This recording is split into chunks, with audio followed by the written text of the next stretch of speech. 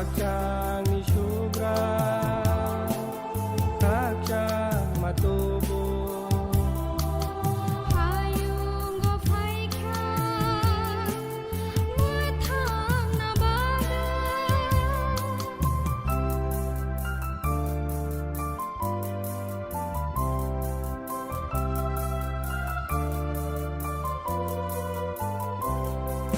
Keplai ni keplai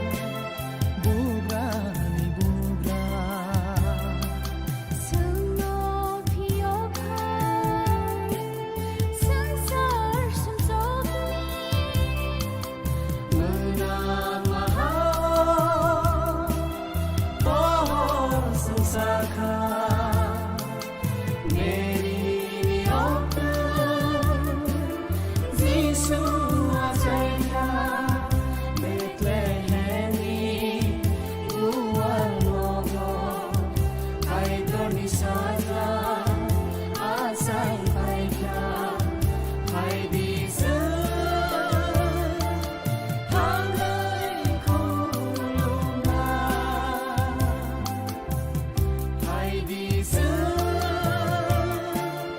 hangay kulunga Keplai ni keplai bugra ni bugra sungno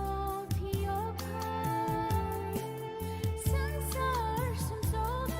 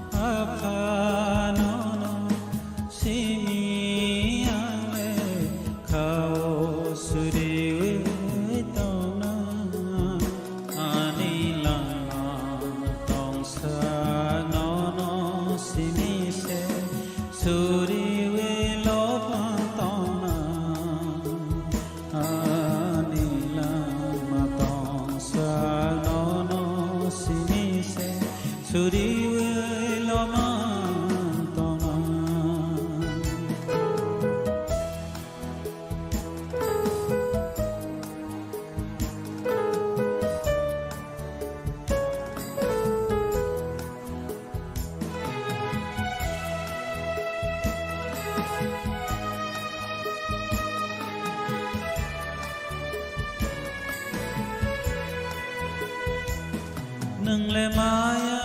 gana nâng lệ khai đâu mà đâu nâng lệ ham ra mà tê đưa mà gana nâng lệ mơ tha này pha sân nó thiêu này pha là mà ta mà đưa nai pha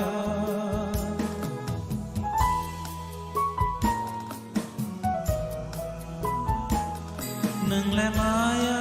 gana nâng lệ khai đâu mà đâu nâng lệ ham giấc mà tê mà gana nâng lệ mất thang này pha sân nó thiêu này pha là mà ta mà đưa nai pha là mà ta mà đưa nai pha no no si mi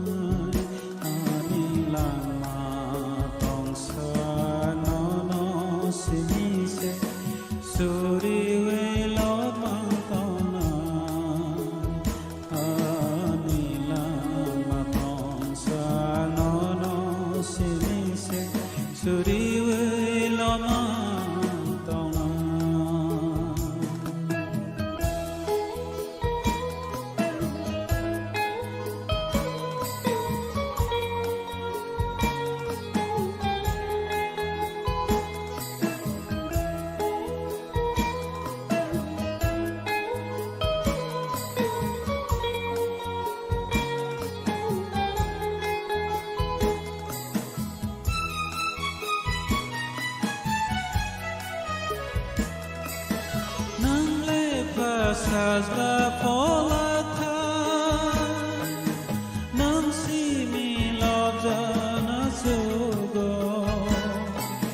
nang no haya pangtai busu nang no tal seng na yo fa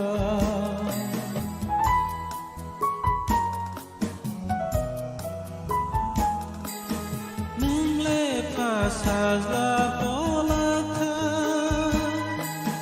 nang si mi lobja na sugo nang no haya pangtai busu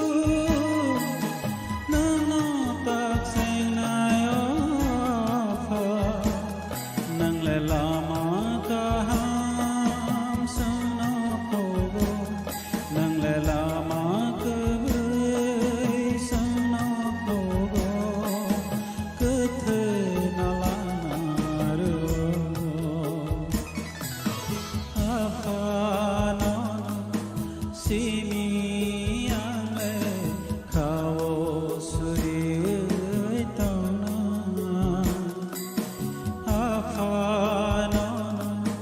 si mi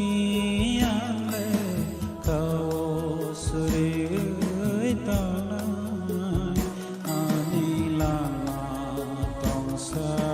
no si mi se suri we lo mang tao na ani la na tong sa no si mi se suri we lo mang tao na Ya pango kai to ni samai ti ni le sung man kha nang ma ni po hono phai di sung ko nam na ba ya phai di ma sa na kok naya borok ni langmawo hamsa mengkeri simia mas ma komor nai kok nanai borok ni langmawo ke hamsa mengphainai simia ayo kolok bo nanai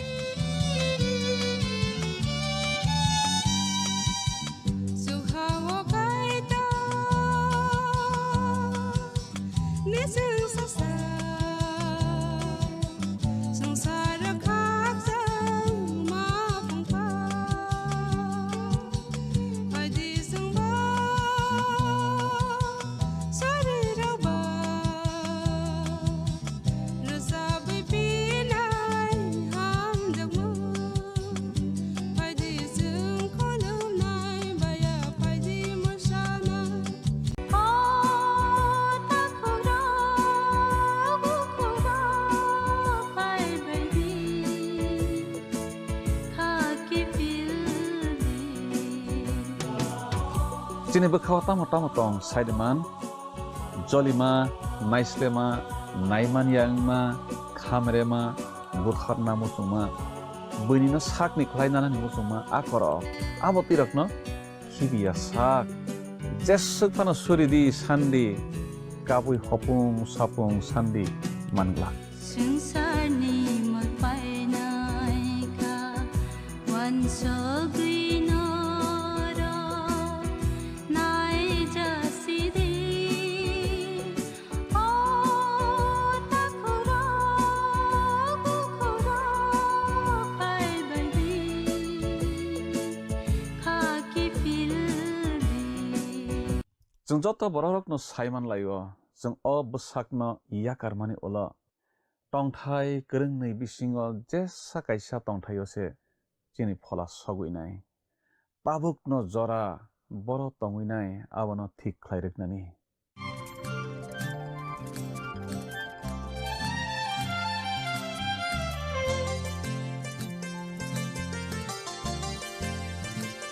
Suhaduga Pia Vila Zaka Kadorni Ham Dama Karamani Male Sofika Panani pailawo olamani khorang panano naitana jotto khapani ta khutei bukuk sona ang haina hai hamsak mate je bairowi tinini langmani khorang pandawo khako furbai khaka hambai lamsok japhiwo khaklaiwo jotto no kaham no tangbaina hanai aunaro jotto kaham no tangthang abono chini surima जों दिनै बहायनो कायतनि ककथाय खोनालायनाय स्रोंलायनाय दिनैखौ जों खोनालायनाय जाकारिया बिजाब रेमचुकुनि तांचुकु आबनो तै हास्तेनि नाइकल फांरक चिनि गामि रग फाइखांके जों बोसोकसे तंथकलाय जागलायो बेबाक सामहमं याकालायै लामजागलायनायनि बागै नायसिंलायनायनि बागै नायसिङै दंलायफायो बायथांनि मकलबाय फानो गानाव खेनुखांके बोसोकसे तंथक जालायतिजों हास्तेनि नाइकल फांबाय याग्रग रमै क्लांजाखांके तै बसे तंथकमानि सानासे ककरिखा कक मा सालायखांकेले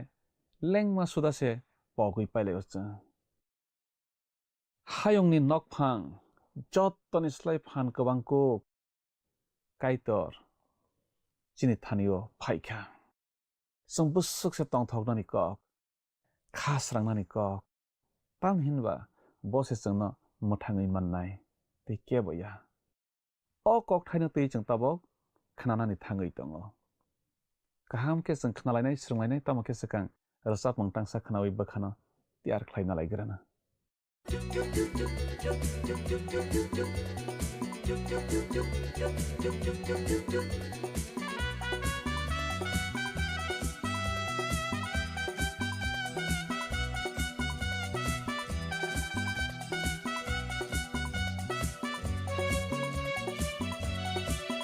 त्रिपुराहानि न खासका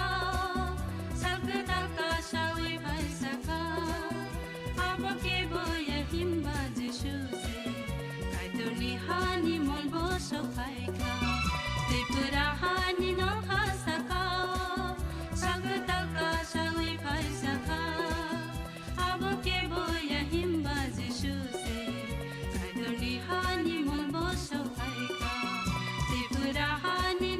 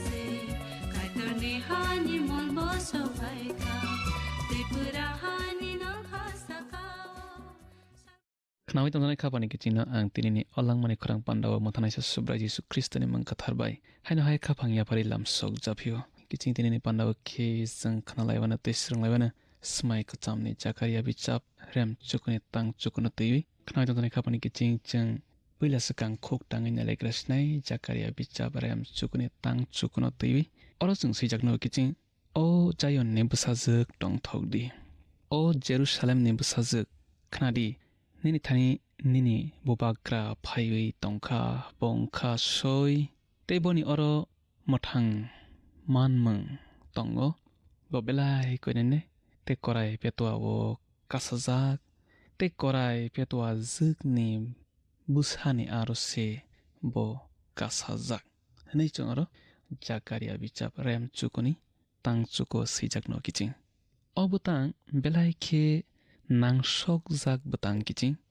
một hang man mừng abono kaplai ung mừng eba phiok jak mừng nei kok phil kha hingkhe chakogan nei angle mawan suko kiching bon bubagra je bubagra pai mừng tobui rophainai te kaplai ung mừng ta a pai mừng tobui rophainai te bo phiok na bagina phaiwi tongo o hayungo khnai tongna kaban kiching a một hàng man mừng ganang pai mừng tobonai bonus sobrai Jesu Christo nang mona poito khlai di haken nang mathang jak nai nang kaplai khlai jak nai beba kothma kaham bisap na sobrai Jesu Christo kaplai khe Jerusalem hap mana tiwi seilaikha salaikha tomake mathai simina Zakaria diarini kok thai sijak tongmano kok khursa hori suyo kisa mathai simani kothma kaham rem nei chisani tang sani simi tang ma jarawo chung sijak no kiching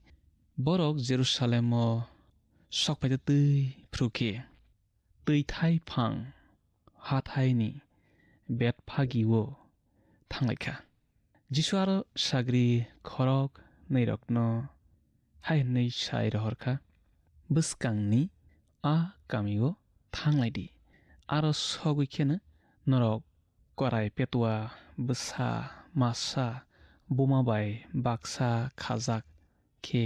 nuklai wiwana aborok no khengei ani thani toburi khoroksa suk sungkhe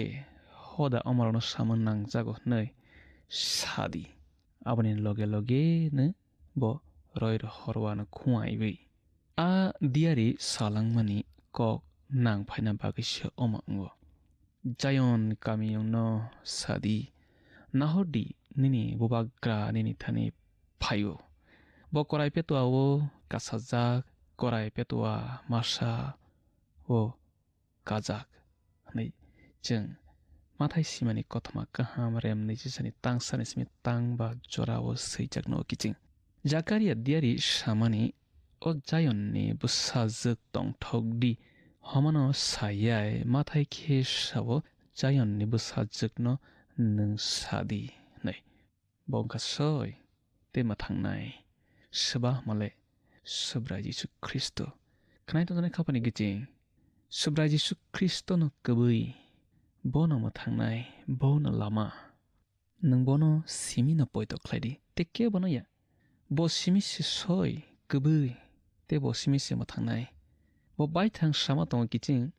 angno lama angno kabui te angno mathangnai nei sabo male sobrai Jesu Christo jeng bono poito khlai khang ke sang mathangjak nai kiching nang bono poito khlai di boni yak ro muitong di nini eba sumsok tomaro nang bono gosyewi boni thik thar bai sujak di bongkha soi te mathangnai akok no mathai selia nai di oro Zakaria bichap rem chukuni tang chukuni nang kukma kokno simiche mathai oro seisio mathai oro samani te juhon bo samani abongkha Kristo puila phaigrani kokse mathai oro samani te juhon bo samani abongkha Kristo puila phaigrani kokse kiching narak jak kok ngkha sobrai Jesu te waisa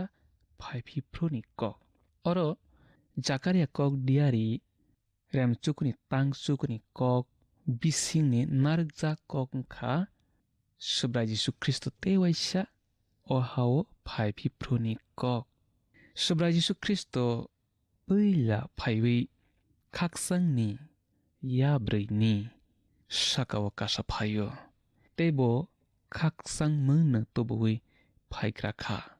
khnai tonganai khapani kiching nang sangi mano khaksang ni yabrei abo tamo angi ma nai kiching o khaksang ni yabrei engkha korai petwa bo ulo phaiphi phruke korai kuphur sakawse kasa phainai korai kuphur engkha kaplai ni mari chobani yabrei ni sakao bokasa phainai te waisa phaiphi phru tamake bo khaksang mung to bonai baike hamale ham yarakno siklagui sokomori subrajna teiwi wan sokna jora kolokma bisi kolokma manjak sangsar tamake tini jorao bo bororok bai norjagui se tongkho kiching jengbono nornai de subra Jesu Kristo no jeng nornai de ayangle bose kubui bose mothangnai bose lama kiching tabok bo jora tongkho subra Jesu Kristo no poito khlai reknani kiching nangbono poito khlairi bonai sing tongo khorang kasang bai ring hori tongo ani thani phari ang narokno lengla mangronai narokno mothangnai nei aboni bagi kaitor srai khlai rona naigo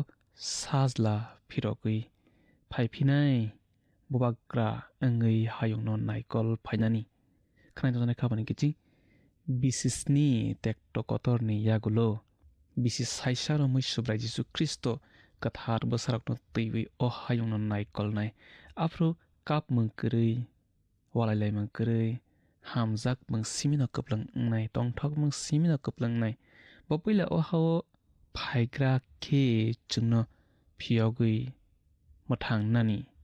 sebo phaibo bopuila o hayungo phaipru bo chungno phiogui mothang nani se phaibo te mo mothang kha boni thui katharno sokormani bising ti kiching tamake ulo bo phaiphinai hayungni bobagra ung phainani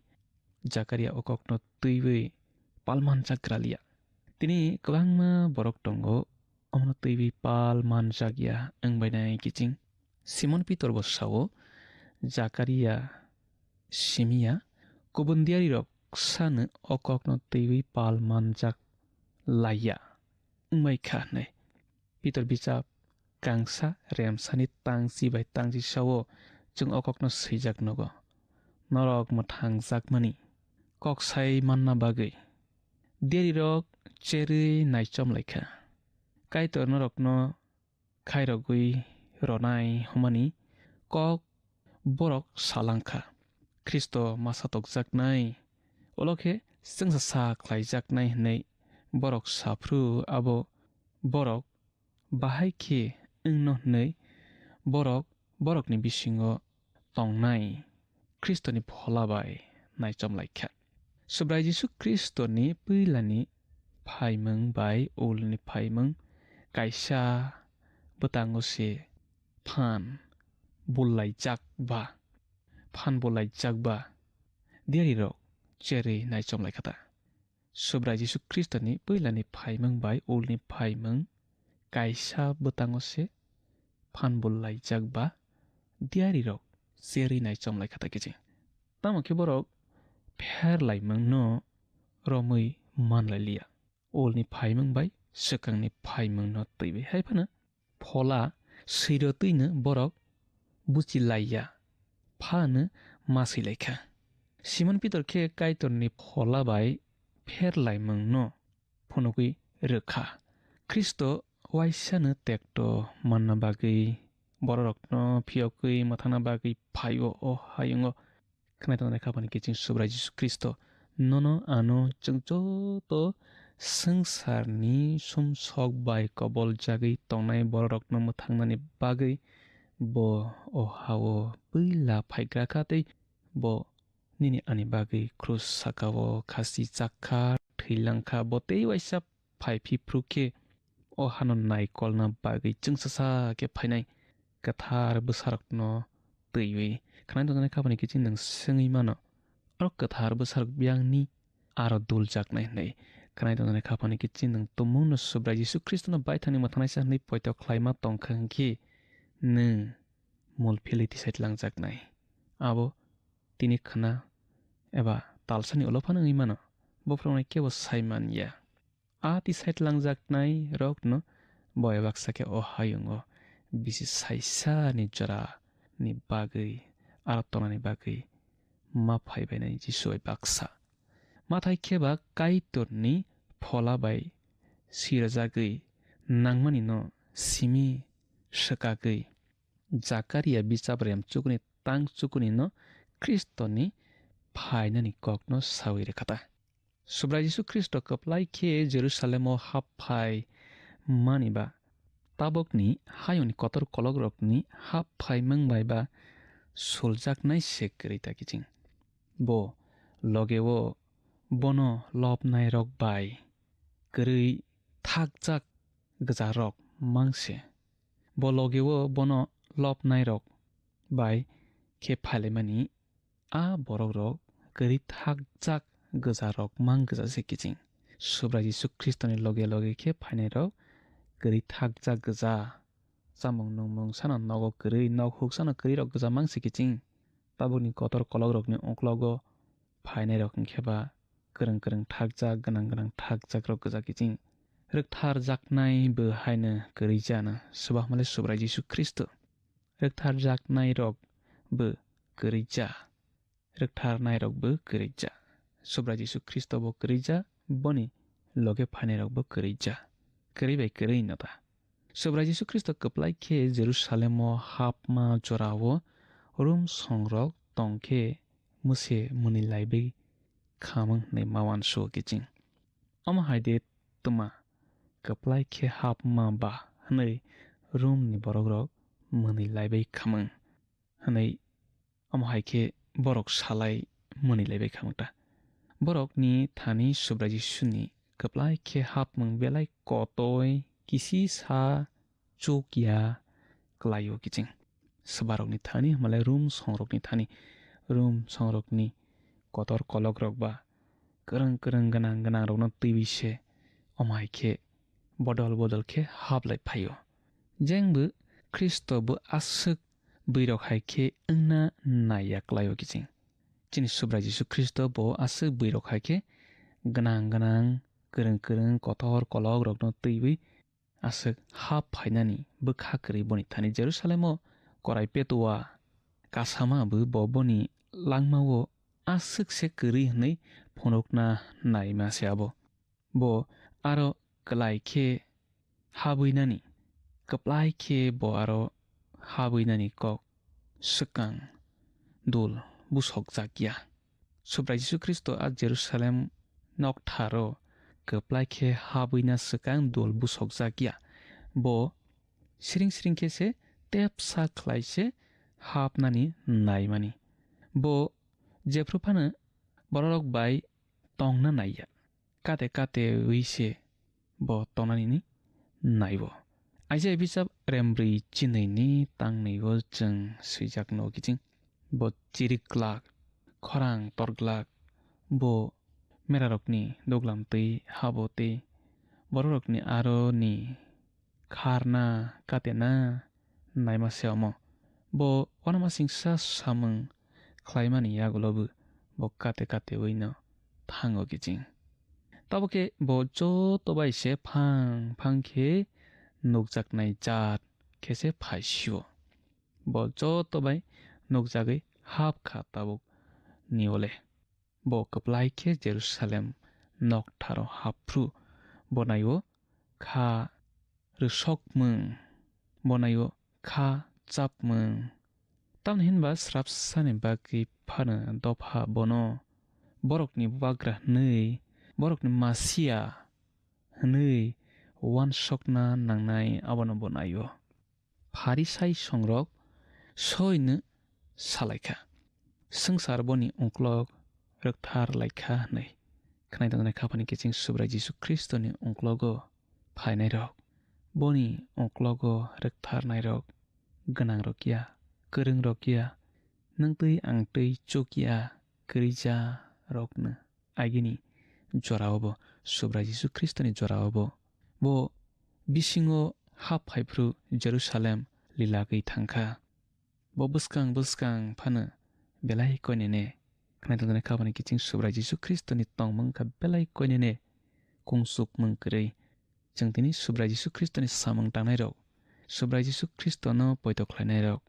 मथानि दै दलनाय रक subra Jisu Kristo haino chungbo koinene ngani nangnai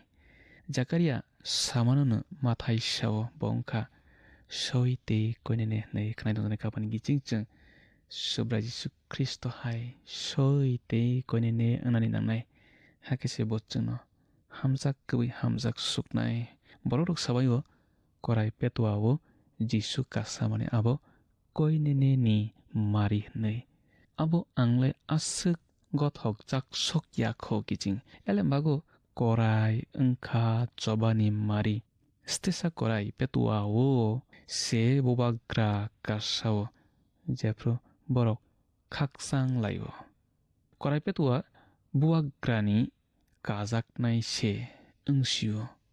okrarokni bijap remchini tang thambai tangbriwo jeng nugo srai klai khoroksa okrani khorok tham chi tongo toma tong male busla boborokno jo tonoi korai petua karokha korai petua kasamani abo koinene ni kayaya giching Zakaria ni kokdiari sananayo masia bubagra ngei phainai phanu bo koinene teibo koiwi tongnai nei khnai tongnai khabani giching chini subra Jisu Kristo bo bubagra kaitor bai thang phana bo koinene ngnai aboni bagi chung bono srangei bo hai koinene ngthai giching bo wai tham haphai mani bisingo pila haphai krakha sabat salo salni salo aboni olowo haphai phio kokti salni salo boro jaga hamale Jerusalem ni noktharo tei paitha go khebo haphayo tang salni salo bo sabat salo haphai mani no mark boni bijap rem chisani tangchi sawo sawi romatongo bo naiwi naiba rang slainai rok apro aro kri jora bo naiwine thangpaikha ulokhe bo kokti salni salo phaiwi hasoi phaiphiokha aprokhe aro rang slainai rok tongbai ma jora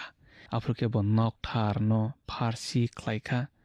rang slainai rok no reklai rohorkha borokni a table rok no bo kohori akoi rohorkha subaiwi akoi rokha akokno chung mathai simani kothma kaham rem ni jisani tangchini o suichak srai khlaino kiching oha tongpru bo omahaikhe waisya phana osaini samang khlaiyakho ajorawo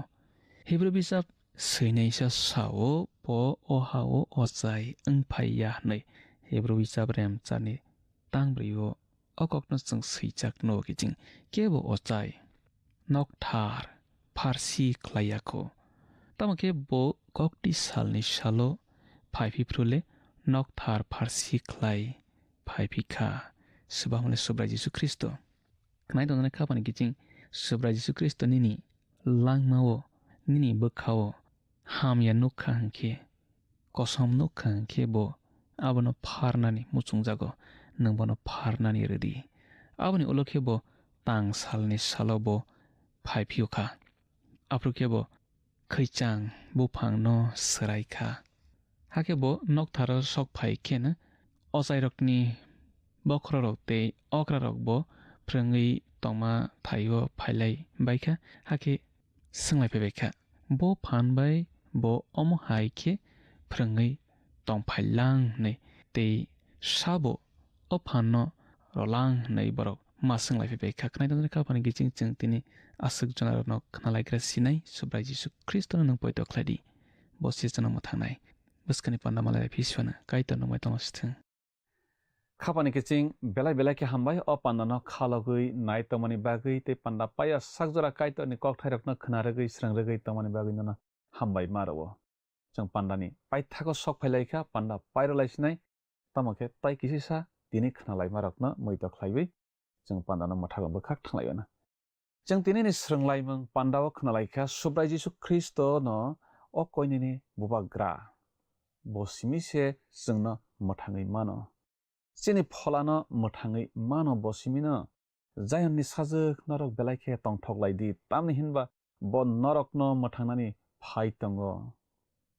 जों जत बररकन साइमान लायो जों बसाकन याकार मानि ओल तंथाय गोरोंनै बिसिंग जेसा काइसा तंथायो से मा तंगैनाय काइसा खेबा खाकसांमा कपलंग सोकनो हा तै काइसा खेबा टेक्टो सिमि कपलंग हरजलां ख्रिस्ट जों जत न हरजलां बखाक हिमै तनाय रकन मोथांनानै फाइखा ताबगले जों बखाक होइनो टंथगलाय मानलायखा ताम हिनबा बसिनि थानि फाइखा जोंना मोथांनानै फियकनानै जखा लामात लांनानै ब जिनि गानाव सफाइजाक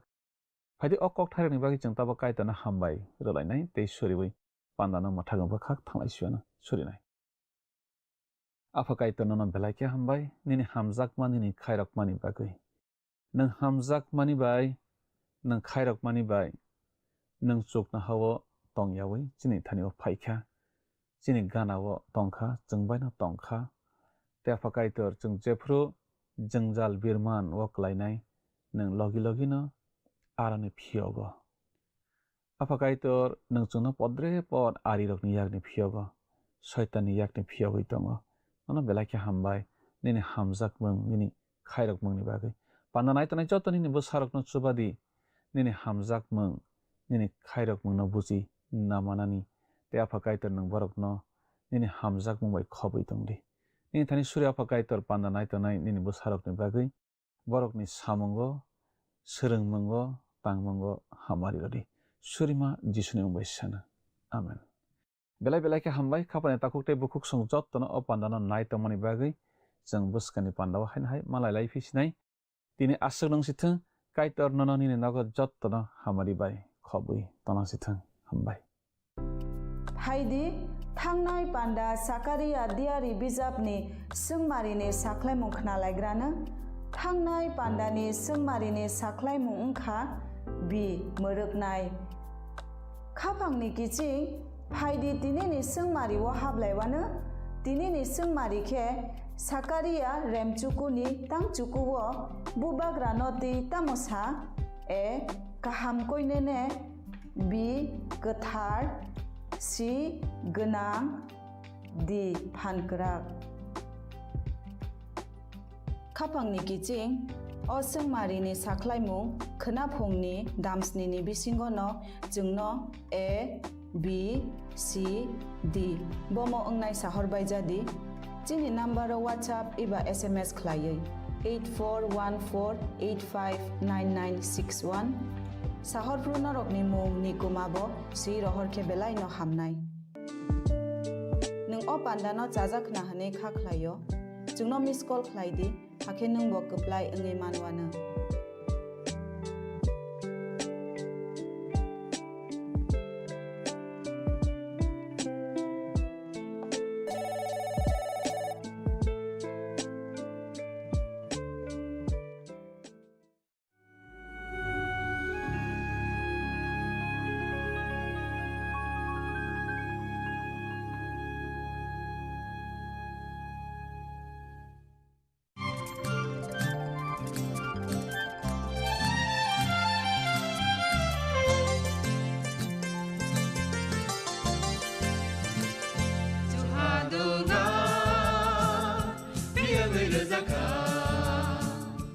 जों साक साकनो बैबाय मंखजाकना मुसुं लायो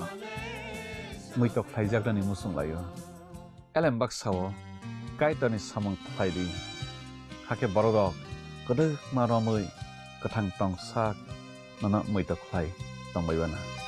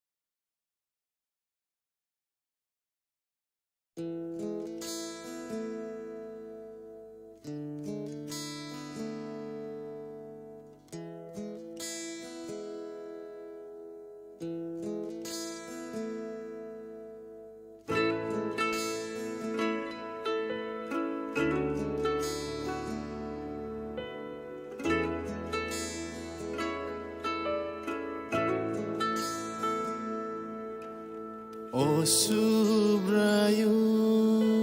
Ninoano Janayano Sawino Mano Hachalo tong tatay ng noani Wansung mano shaway mano Anisha Teleng lamano nungle nai chomo Anila maro nung kaham keno shaway mano o kaito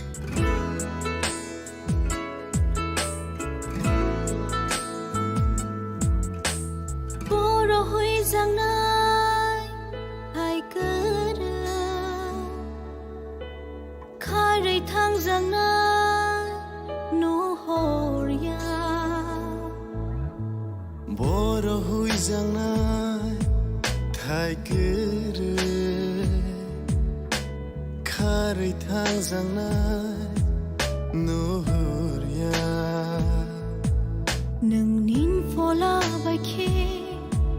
shapung ho pung nai klaya ano nai chomo ani sakabir kitin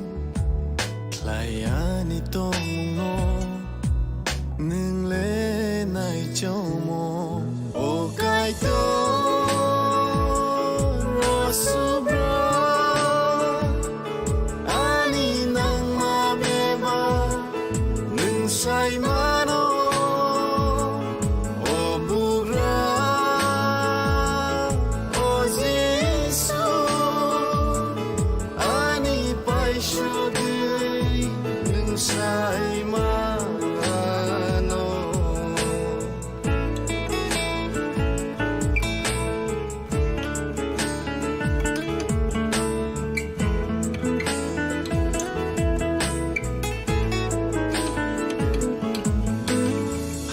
Shakao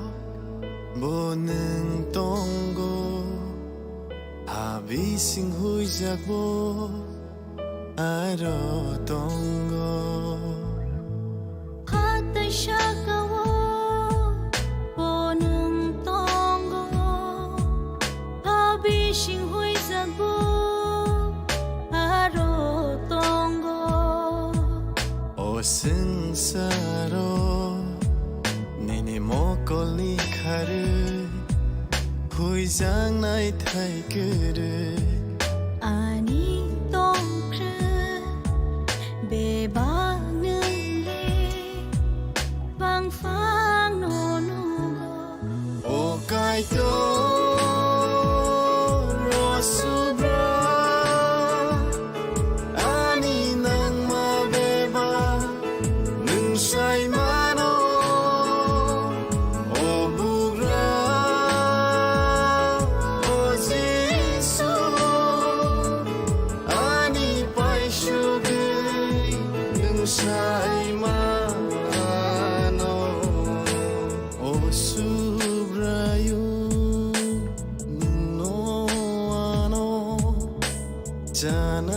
Janayano sawino mano hachalo tong tatay ng noani wansung mano shaway mano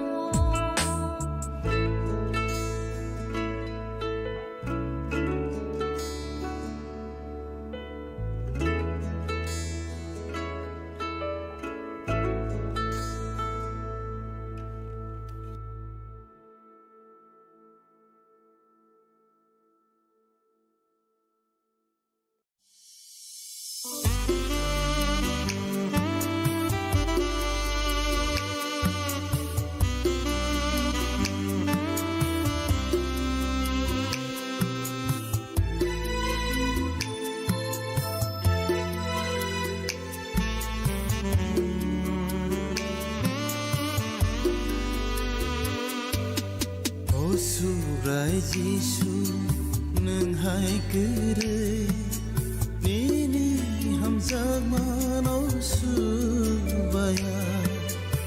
Usurai Jisu nang hai kere Nini hamzang manong subaya Nini mo lobjathan O sansaro sukhawo subra Nini mo lobjathan O sansaro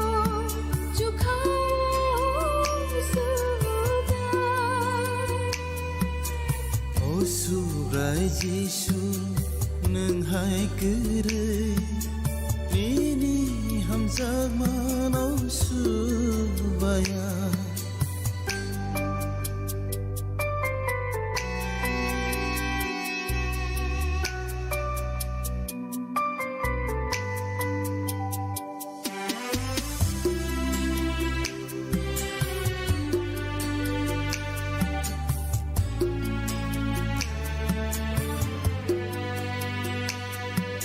Nâng lê sương xa rô Cô tôi yang kaya Bồ rồng nô Hàm giặc ma Phù nô kha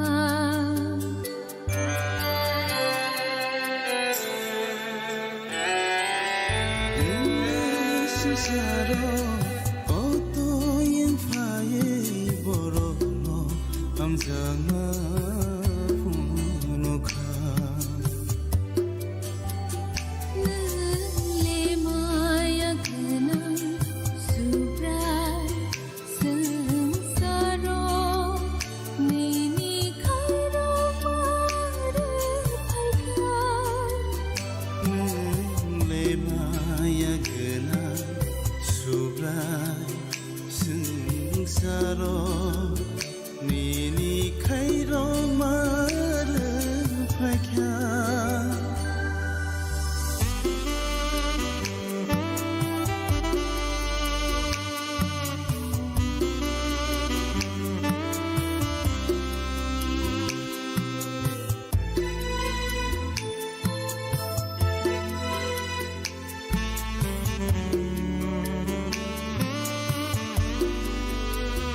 Evo phano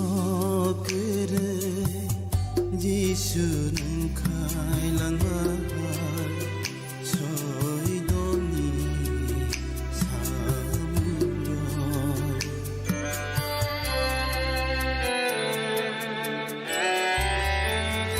Ibu phano kere Jisu nang khai langar Soi domi samuro Sagri rogni biskango Kasai thangka sukhawo Sakhi romi bisango Asai thangka chukhawo Ang phai pinai helai Sawai kelang kha O subrai Jisu nang hai kere